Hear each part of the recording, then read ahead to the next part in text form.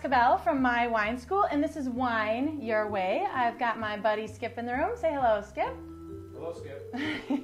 And we have made it to WineCAST number 4. Here we are. And we had a big week this week. We were actually featured in the Milwaukee Journal Sentinel, so this is going up on the refrigerator. Although I just found out that refrigerators are no longer magnetic. Am I the last to figure that out? Did you know that, Skip? I did. Okay, well, I don't know where I'm going to put all of my daughter's schoolwork when she gets to that age. But and we were also in Kohler this week, did a chocolate and wine seminar. And then tomorrow night, I co-host a local food and wine show called Wisconsin Foodie. So if you're in Wisconsin, please check it out on Wisconsin Public Television and Milwaukee Public Television. So I see some familiar faces on the chat roll. Howdy, everyone. Good to see you. Hi, Susan. Feel free to get your fingers warmed up. And with everything going on, I think we've got some new people in the room too. So I want to welcome you and give you guys just a couple tips on optimizing your viewing experience. So first, in the corner over here, somewhere over there, you're going to find a little black rectangle. You can hit that if you want to enlarge the screen, if you don't want to watch this the size of a postcard. And then just next to that is a circle with an arrow on it. And that is your go-to place for any troubleshooting. So if my lips stop moving with the sound, or I start jumping and I'm not really jumping, that's your go-to place. And if that doesn't work, let us know, because we definitely want to make sure your viewing experience is a positive one. So we'll get to the bottom of it. And then finally, to the right, you're going to see a place where people can chat in. For those of you who have been with us in previous weeks, you might see it's a little different this week. We have two options. You'll see social stream, and now our default is chat. And the reason we're doing that is we're tending to lean towards the chat option right now. I think we're going to go down to one of the two. Let us know what you think, though, because we are very driven by what you want. Okay, so if you like one or the other better, or if you only want one or want both, let us know so we can figure it out. Hey, we're all new right now. This is new territory for all of us. Okay, one more thing before we get started. Please sign up for, say, the newsletter or the Facebook or Twitter accounts, because I'm not a big email person, and so I would rather communicate with you guys, telling you about giveaways and quizzes and all that kind of good stuff through things like Facebook and Twitter. But also newsletters, like once a month, would be ideal. It's just a better way to communicate. And I've made it so easy for you guys. So I actually have put it under the screen on the home screen. So if you're watching this live, under the screen you're watching it, you'll see Facebook and Twitter. And you can do it right now, and I won't go anywhere. I promise. I tested it out. So I've made it so easy, because I'm like, I've got those lazy fingers. You know, like, oh, it's all the way up in the upper right-hand corner. I don't want to go to it, but I've made it easy. So it's a great way to keep in contact and stay on top of what we're up to. So let's see. So what are we up to this week? We are doing 90-plus point wines, and we're going to be using the Thorn Clarke Shotfire Shiraz from Barossa. I was corrected a couple years ago, not Barossa. And what I want to cover today is, what does it mean to have a 90-plus point wine? So 90 to 100. What I think it should mean. Okay, I had a lot of fun thinking about this tasting. I got a little philosophical, and I had to kind of rein it in a little. I'm going to try and keep this to 20 minutes. And then what you do with it. So let's get started. And oh, by the way, everyone, if you've been to the previous tastings, you know you have to start drinking now. Otherwise, if not, my mother gets upset with me. So Nancy says drink. So go ahead and get your wines open. Start drinking, getting the palates warmed up, and let's start talking about this wine. So here we've got Thorn Clarke. It is actually named after a couple. I think their last name's Thorn, and then the maiden name is Clarke. I may have that mixed up, but you get the general idea there. But this wine, you can see here on the label, if I don't know which way you like to look, you get a double whammy here. You get Barossa is where the wine is from. And then just below that, you'll see Shiraz. Shiraz is actually the grape. And just a side note, it is the same thing as Syrah. They are the same grape. Now, when we look at this wine label, you can't tell that it's a 90-plus point wine just from looking at the label. However, I tend to think that it gives us a couple clues that it might be going in that direction. And I know that's a lot to extrapolate from a wine label. I can only use the big words at the beginning of a tasting. So you might be able to extrapolate that this might have some potential. And the reason is because Barossa is a hot climate. Now, people from Barossa will say, oh, but we have altitude and we have some cool areas. And yes, they do. But in the world of wine, this is on the hot end of the spectrum. And so I'm going to ask you guys, because we've talked about wines that come from, say, hot regions versus cool regions.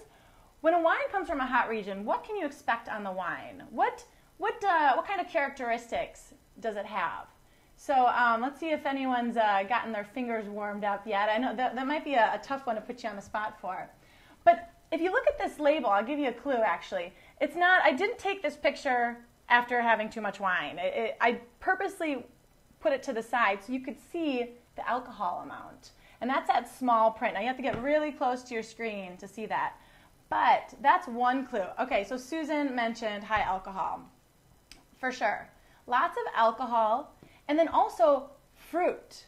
When it's a hot climate, the grapes get really ripe. And when you have ripe grapes, you get a couple things. One is lots of fruit flavors, and then also lots of sugar. And so Susan hit the nail on the head with high alcohol, because if you're going to have a dry wine and you ferment the wine, all of that sugar has to be alcohol. So if you have higher sugar, you're going to have higher alcohol. Okay, what does that have to do? Let's see, hi Susan, hi. So Douglas is on as well. Good to see everyone, guys. But so what does that have to do with 90 plus point wines? It's like, well, so it's from a hot region, and perhaps we could say it has a lot of fruit and high alcohol. But why am I saying that those tend to be 90 plus point wines? Well, in order to understand that, we really need to go back in time. I need to do a little storytelling. So, remember, Nancy says drink. Keep drinking, everyone. Okay? I'm gonna tell you a little story so you understand where the 100-point system came from. So we have to go all the way back to my birth year, 1990. Skip's doing the math in his head over there, being like, girlfriend, you are not born in 1990. I'm not. You're right. We're going to go back to my birth year, which is 1978. Okay, does that sound better, Skip? Much better. Okay. Hey! Okay, so 1978, Mr. Robert Parker issued his first issue of the Wine Advocate, and he used a 100-point scale to judge the wines in that issue. Now, he probably wasn't the first, but he was definitely the most influential wine critic, probably still to this day. And you had a number of other wine critics and wine periodicals that came online after that also used the 100-point scale. Some that come to mind are Wine Spectator, Wine Enthusiast, Stephen Tanzer's International Wine Cellar, and then, of course, Robert Parker's Wine Advocate. So, and if you guys think of any that you have, that you follow, or that you think of when you think of 100-point scales, let me know. I'd love to hear what critics you guys follow. But let's get started with our first wine IQ, okay? This is gonna, again, the first wine IQ is a gimme, and it's meant to get those fingers warmed up. So I just gave you this answer. That's why I always give you the answer right before it. Which of the following is not a leading wine critic using the 100-point scale? The Wine Advocate, the Wine Spectator, International Wine Center, I keep saying center, International Wine Cellar. I'm giving some PR to the folks in New York who have the International Wine Center, and the Wine Reviewer. So I see some answers starting to come in. But while you're thinking about that, because it's a tough question, I know, I thought I just hit my mic. While you're thinking about that, I want to hypothesize why I think wines from warmer or hotter regions tend to get more 90 plus points in the ratings. And I'm actually curious to hear what you guys think. I really started to think about it, and like I said, I want this to be more of a conversation. So I want to hear what you think, why you think there are more wines out there that are from hot regions with lots of alcohol and lots of fruit that score higher than, say, wines from cooler regions that tend to have less fruit and less alcohol. Here are my ideas, okay? The first is that most of the wine critics that Americans follow they're all American. Now, there's definitely some great and very influential critics like Jancis Robinson in the UK, But the ones that I mentioned earlier, they're all American. And the American palate collectively tends to favor sweeter, bigger things, not just in our wine. And so when they're all having American palates, we're already starting to demonstrate our collective palate. That's one idea. Also, a lot of these critics have demonstrated a preference towards these types of wine. So Robert Parker is definitely well known for having a preference towards big reds.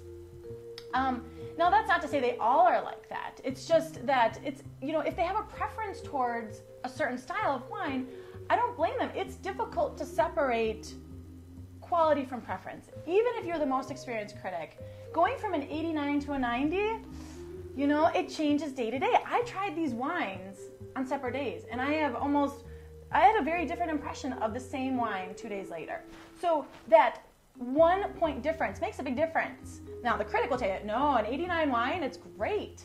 But then you ask the winemaker, they're gonna have a completely different view. An 89 is it's like the worst score you can get. You're just under a 90, and it's like, why didn't you just give me a 90? Just give me an 88, don't give me an 89.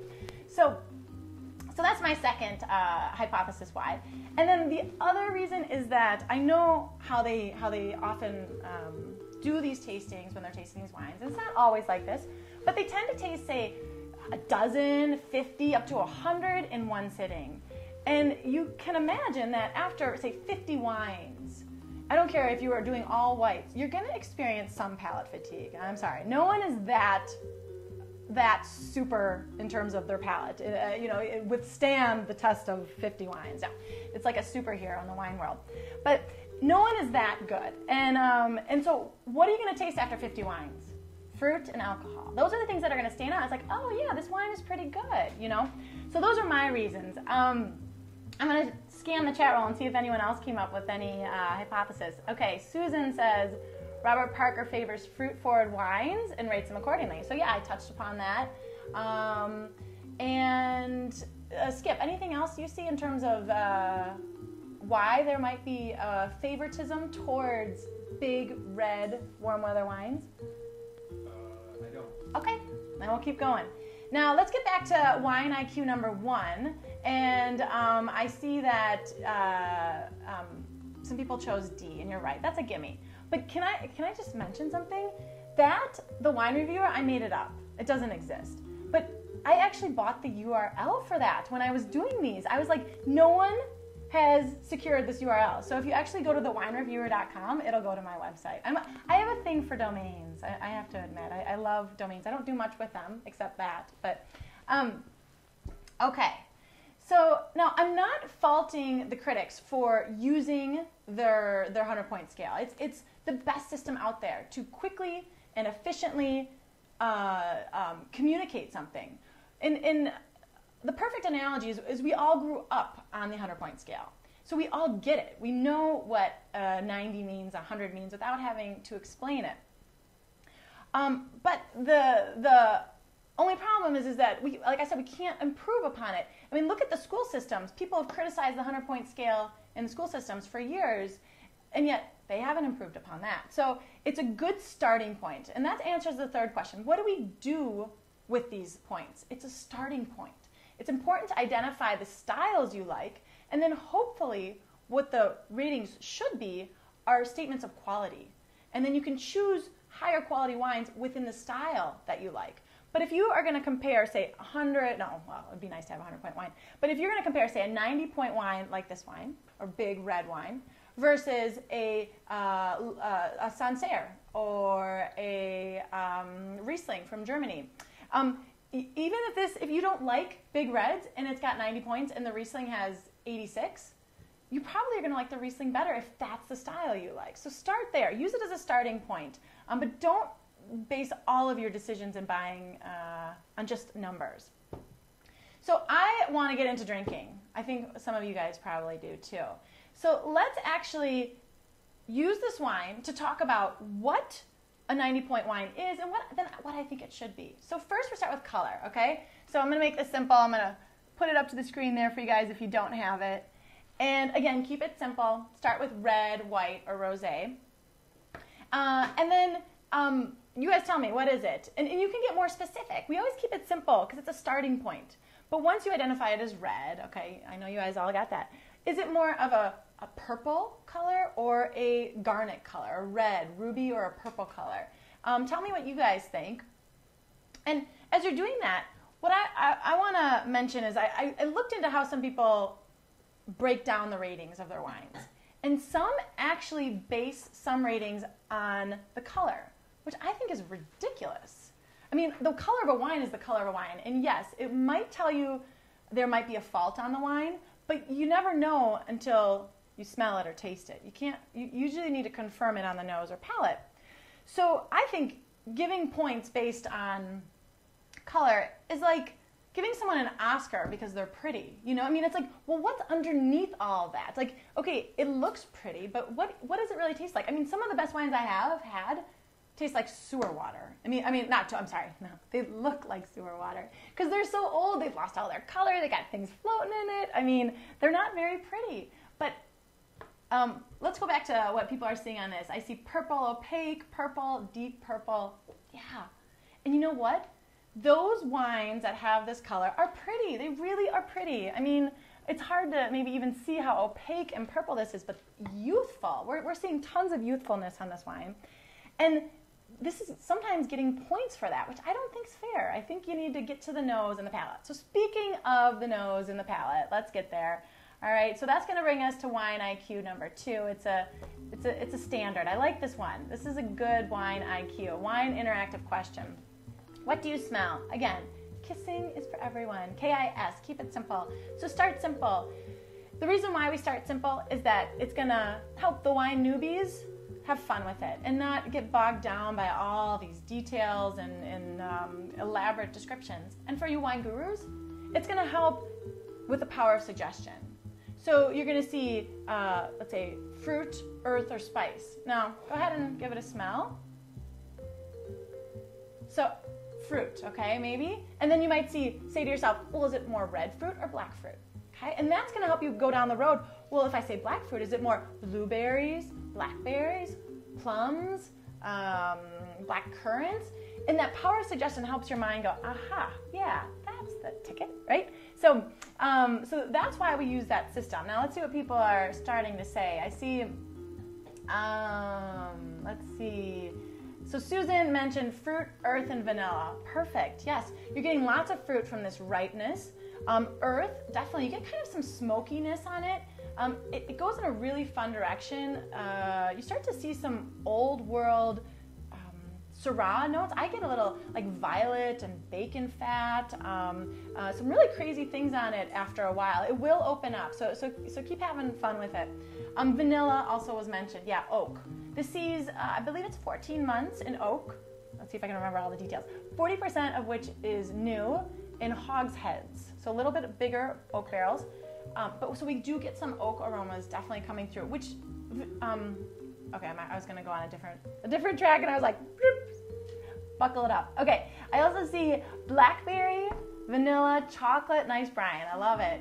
Susan, plum, definitely, and Karen's doing cedar, menthol, and chocolate. See, definitely, you guys are all right on, and this is showing us not only what a lot of 90+ point wines are, which is a lot of fruit often, but what they should be. And this has complexity. Look at all of the different aromas, and they're all in different camps. They're in the fruit, the earth, the spice category. They're all over the place. And that, my friends, is complexity. So this wine has complexity, and that's what we look for on a 90+ point wine. That is quality, okay? Did I miss any, Skip, that you mentioned? I think you hit them all. All right. Cherry and a black cherry. Okay, yep, cherry and black cherry. Great. You guys rock. I mean, that was fantastic. Okay, well, what's even more fantastic is tasting the wine. So let's go ahead and give the wine a taste. You know what I realized last time? I don't drink during these things. And I actually brought the bucket just in case I start to maybe drink a little bit more. But yeah, I need to drink more. I need to follow my mom's own advice. Maybe she was giving me the advice, not the rest of you guys. So Now this is an interesting question. I'm gonna really push you guys on this one. This wine, I want you guys to think about how you would describe it. And I've put 4 words up there. So how would you describe this wine? A, strong, B, intense, C, balanced, or D, complex. Now, you don't have to do 1. You could do as many as you want. You can say all 4 if you want. Okay. So, but you guys are like my guinea pigs. I have a hypothesis on this wine, and I'm hoping you guys prove it right. If not, we're having a conversation. We're talking about wine. But what I'm trying to do is to identify words that pull out quality instead of style. These don't talk about certain levels of fruit or alcohol or tannins or body. These are talking about quality parameters, except for one. I slipped one in there that I don't necessarily think has to be an quality one. Well, let's see what you guys think. I see, and maybe I should explain these two. Some of you are probably like, okay, strong and intense, those sound identical to me, right? Let me try and paint a picture for you. So strong. I think strong can be described as something like, it's a force to be reckoned with, but like more like the school bully, okay? Whereas intense would be a force to be reckoned with, but more like a type A personality, class president who's always breathing down your neck for your class dues. Okay, it's like that kind of difference. You know, they're both forces to be reckoned with, but they're very different in how they affect you. Another analogy I love to use is music. So Brian, I hope you like this one. And if you got, Brian's great with music. So if you've got any suggestions on how to improve the music analogy, let me know. But for strong, I think more like loud notes, okay? Whereas intense is more like high-pitched, loud notes. Kind of see a difference there? And then balanced, I would say, is more like a melody. It's easy to listen to. Like a wine that's balanced, it goes down easy. And complex, I guess I would say it's more like melody and harmony. Those two things together, it's got both, and so it's complex. It's not just simply balanced. So hopefully that helps, okay? So I see people saying B, C, and D. Stephanie's saying a hot finish, so I don't know if you're going towards maybe strong on that one. Susan, do away with one, A. So Susan's saying no strong, okay. And I see balanced for sure. Okay, great. I have the 2009 too. Someone mentioned they have the 2009. I think everyone else, I hope, right? You all have the 2009? 08. Oh, okay. That's fine. That's fine. And you know, in fact, for these tastings, if you can't get the wine, that specific wine, just go out and buy a Barossa Shiraz. It works. Okay, I mean, the winemakers would kill me for saying that. Like, no, we're so different. And they are different. They're completely different. But these lessons, a lot of them, it's nice to have the wine, yes. But it also, it's better to drink than not drink at all. So you may as well just go get the wine, any wine, okay? So where I was going with this, though, is that I think that a lot of 90-plus points, as I alluded to before, often they have the strength. They're the big red wines. And that's not a bad thing, but I really think that the strength has to be in balance with the wine. So let me kind of, let me explain the other three, and then I'm going to tell you what I mean by that. Intensity, balance, and complexity. Those are all things I think without a doubt have to be quality parameters. Those are things you look for quality. Strength is good if it's within balance. And what I mean by that? Well, take another sip of this wine. And someone alluded to where I'm going with this.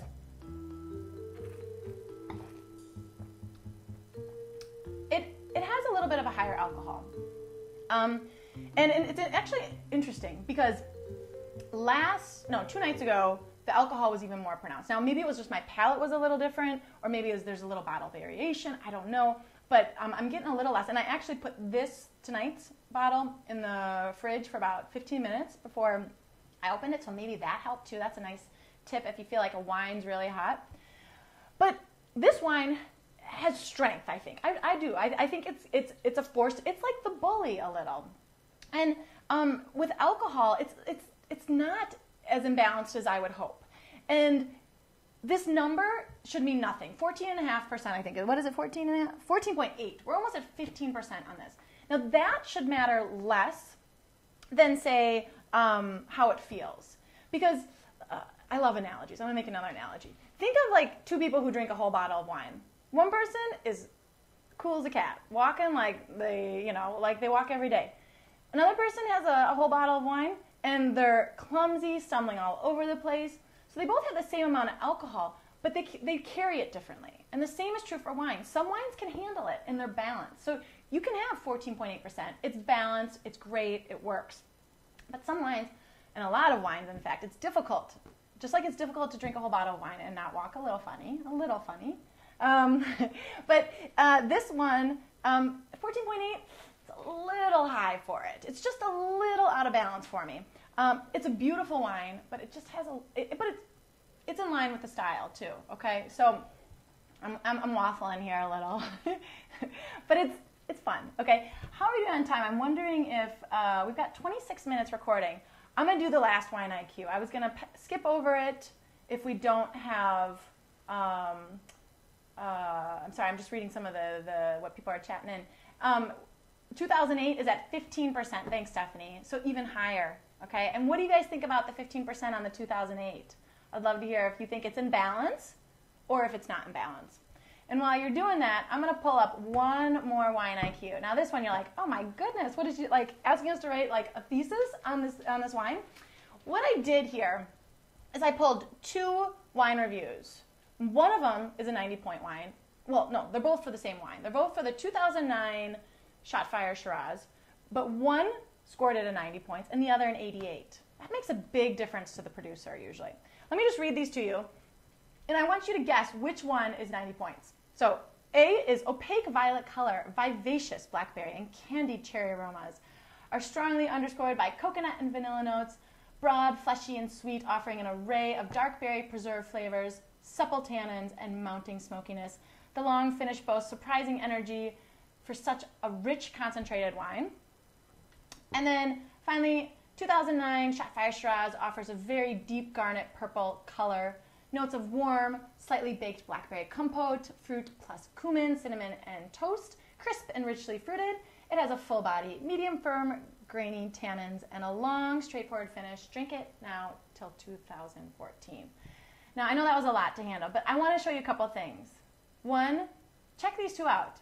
Neither of them really overlap in terms of aromas and flavors. Interesting, right? These are critics. These are very well-respected wine critics, and they're not even agreeing per se. I mean, I'm sure they would agree, but they're picking out different aromas and flavors on the wine. So that's why I want to show you that, because you can feel that ability too. Say what you smell. Say what you taste. Everyone's different. So that's the first thing. The second thing is that both of them mention something. They agree on one thing, I guess, on this one, and that's the long finish. And that, I think, also is a sign of quality. So without having said it to us, saying this is a higher quality wine, that long finish on the end is saying to us, yes, it's a high quality. So that's another thing I look for on a quality wine. What did you guys think about the finish on this wine? Do you think it's what we call short, medium, or long? And while you're doing that, I'll flash up the answer here. So A was actually the 90 point from Stephen Tanzer's International Wine Cellar. I got it. And then B was actually the Wine Advocate's 88 points. So interesting, right? Same wine, difference of 2 points makes a big difference to the wine producer, but also different in terms of how they write up the wines. Okay.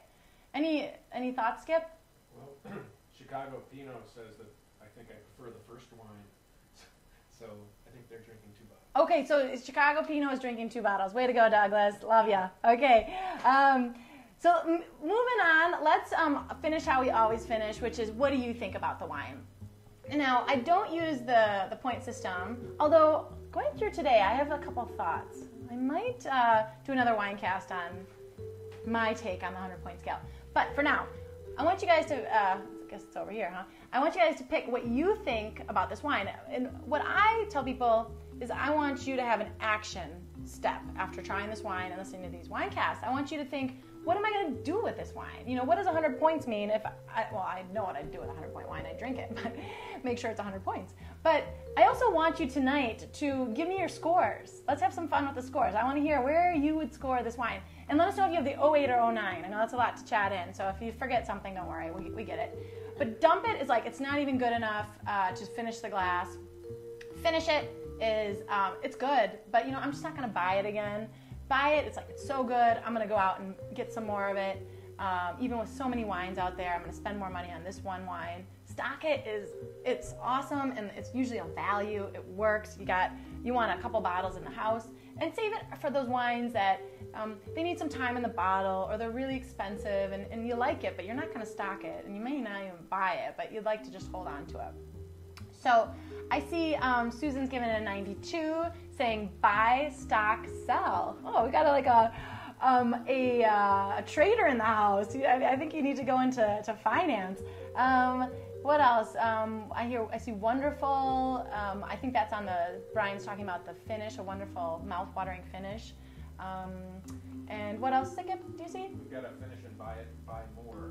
Finish it, buy it, and buy more. It is a great wine. I mean, we mentioned a lot of the quality parameters. It's got complexity. It's got good intensity.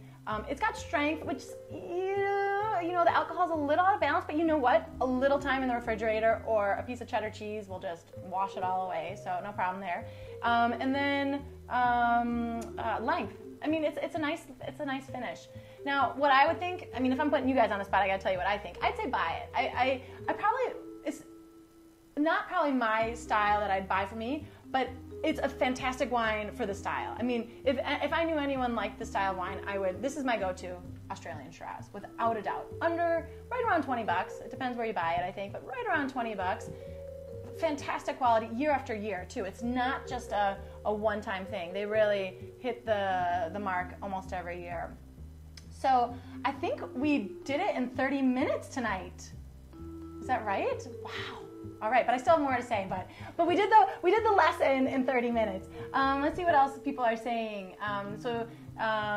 Douglas had a different Shiraz, and he's giving it at the St. Hallett Faith a 90 points. Thanks, Douglas. And thoughts on acidity. Good question. So someone asked the thoughts on acidity. Typically, I'm going to go with medium minus. Now, if you're in what we call level 2 with the WSET, you'd say medium. But I'm even going to go to medium minus. And it's tricky on this wine. It's a great question because your mouth still waters, but it's watering more from the alcohol. Where you get that medium minus acid is really more from the flatness. It really sits. It's very smooth, but it really sits on the palate and doesn't have a lift much to it except for the alcohol. And so I would give it more of anywhere from a medium to a medium minus. We'll be generous with medium. So good question. Anyone else? Let's see. So talking about the acid, yeah, the acid's on the low side, but that's kind of the style. You know, the alcohol adds that mouth-watering structure that the acid would otherwise be doing. Okay. Any other thoughts, Skip? We've got a pairing suggestion. Ooh, pairing. We like pairing suggestions. So John, good to see you guys, John. Buy it, hold it, make it through the winter, serve with lamb chops on the Barbie next spring. Oh, fantastic. I hope you all heard that. Yeah, so he would, great wine for the winter, without a doubt. It warms you up, that's for sure. And then serving it with lamb chops, perfect. This is like a big wine, it needs big food, so spot on, John. All right, so that is tonight's, but hold on, don't go anywhere. I want to just tell you that we have the new wine list up. So if you like what you saw today, check it out. If you go on the website at the top, it'll say upcoming classes. That will be where we've got the new list of all the wines and the wine tastings up through December. So you can check those out, and if you want to buy the wine for the tasting, there are a couple places to do that. You just click through to the actual tasting, and it'll say buy the wine, or you can go to local retailer, and that's the upper arrow there. You can check that out.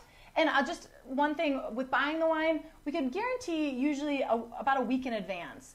You can maybe get it the day of or day before, but we can't guarantee it. I don't want to put the retailers on the spot with that. We're trying to get you the wine, but the earlier the better, okay? So if you can plan a little and know that you can always watch these tastings recorded. If for some reason, you get this amazing offer to go drink 100-point wine at a 5-star restaurant, we will understand, okay? And then finally, if anyone wants to, if you were watching it and be like, well, how the heck do I chat? Like, I had a lot of good ideas and I couldn't talk. It's so simple. It takes 20 seconds. So this is my homepage where y'all watched tonight, okay? If you just go and type something under audience right there, so you see chat at the top and then you see audience, and there's a box where you chat in. Just say hi on there, okay? And then what it'll do if you're not logged in is it'll take you to this screen. And it'll say, okay, well, log in. And you say, well, I don't have a login. So the next option is, I think, sign up. I don't know if I can't read that well. I think it's sign up. And you just press that, and it'll take you to this screen. You do the username. You create it right on the spot. This is the whole sign-up process. Username, password, email, birth date, and the verification code, and you're in. So if anyone's out there trying to chat in, do it now and say hello. We'd love to hear from you guys. So that's it, guys. We're at about 35 minutes. I'm very, very proud. We've done this under 40 minutes today. I want to say thanks for everyone for joining us tonight. Please come back and see us next week. We're here every week at 6:30. I am Jessica Bell from My Wine School, and this is Wine Your Way. So keep tasting.